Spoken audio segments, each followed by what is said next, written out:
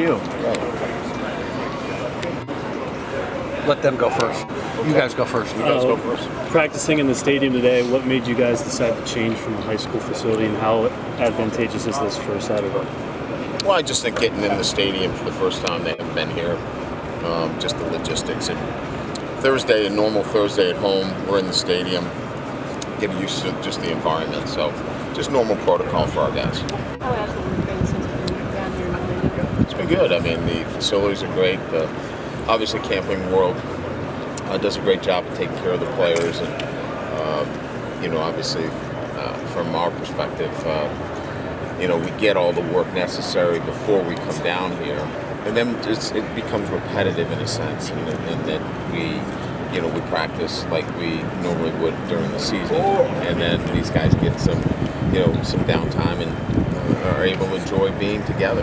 We celebrated Christmas yesterday, had dinner with the family, so it's been a good week. How focused is the team right now ahead of the bowl game? Well, I think the focus needs to continue to improve. Obviously, you come down here, you're down in Florida, and the guys are enjoying being here. They are preparing well, but these next 48 hours are crucial now as they begin their mental preparation and getting ready for a really good football team in Iowa State. So I thought yesterday's practice was what it needed to be. Today, their attention's got to be even better as we get closer to game day. The senior class has gone through a lot here. Obviously, this is their last time playing for you. Is it sentimental for you at all, knowing that it's coming to an end in just a few days? Well, I just enjoyed being around these guys. I mean, this entire group, seniors, those that are coming back with eligibility remaining, they're part of the leadership group as well. They've done an incredible job of, their preparation in terms of week to week, 365 days a year, and I mean in terms of January and February, March, spring ball, the summer, all those things combined.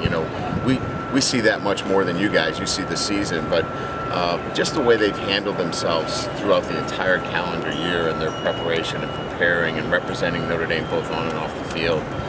It's been fun as a football coach to be around these guys. So, we want to take advantage of the next few days because, they won't be with us anymore. And so we want to be able to enjoy it. And the best way to enjoy it is to win the football game. You said the other day that Iowa State's a team that plays hard, basically start to finish. Have you been kind of hitting that message home to your guys this week? Well, they've watched enough film and they've seen him play.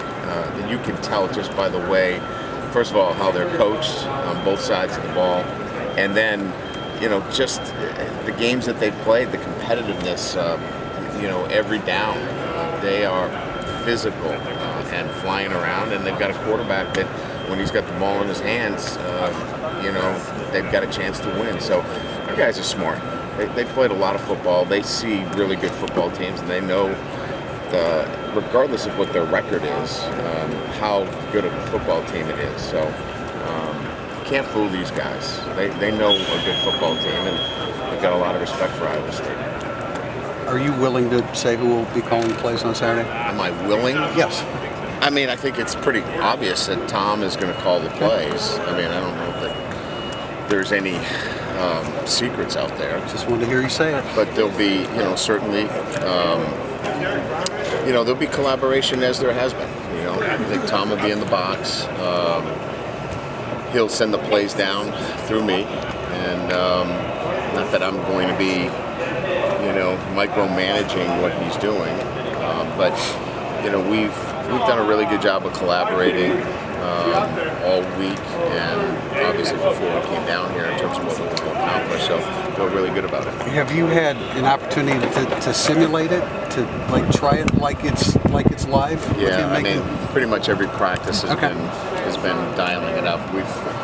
Every single practice that we've had has had at least a 15 to 20 minute period of play calling without a script, just to get that sense of calling plays without it being scripted.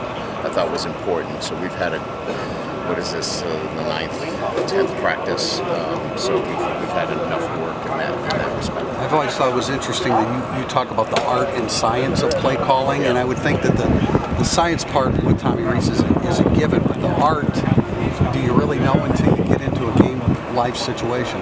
You know, there's going to be a first time for everything. You know, everybody gets a first time. You had a first time. You had a first time. We all had first time. So, you know, what do you need to be prepared for that first time? I think you've got to have, first of all, a great background leading up to this. I think he's got a great background leading up to this. He's been in this arena before. He grew up in this arena of college football. And he'll be well supported. You know, during the game, you know, obviously in the box, he'll be able to see the field, and then I'll help him, you know, strategically. You know, that's really the only thing is to make sure that strategically that we're doing the things that we need to do. But dialing up plays, we got plenty of plays. We got to go execute them. What's the best advice you can give him? What's at the top of the list of the advice that you can give him? Well, I just think, you know, when you're, you know, don't be afraid to come back and repeat. You know, sometimes we want to, you know, touch all the toys and play with all the toys. You know, there's nothing wrong with repeating and you know, going to the things that you know are successful. Make people stop it. The challenge of their defensive look. You've been referring to 3-5-3. You don't mean 3-3-5. You mean 3-5-3. That's more of a 3-5-3. Which is very unusual, right?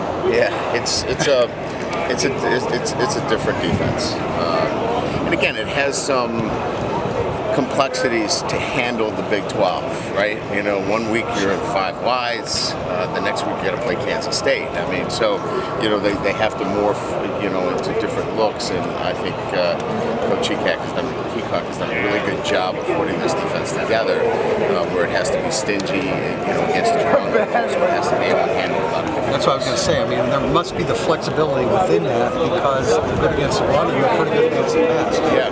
Well, I mean, again, you know, the teams that they're playing are not going to necessarily be in the top 20 in rushing offenses. Not to take anything away from them, but they don't see a lot of 2 tight ends. They don't see a lot of multiple tight end sets. You know, Kansas State was the one team that, you know, showed a lot of 2 tight end sets against them. So, you know, you've got to be able to pick and choose in terms of what you want to do against a structured defense that causes you some concerns. So is that a big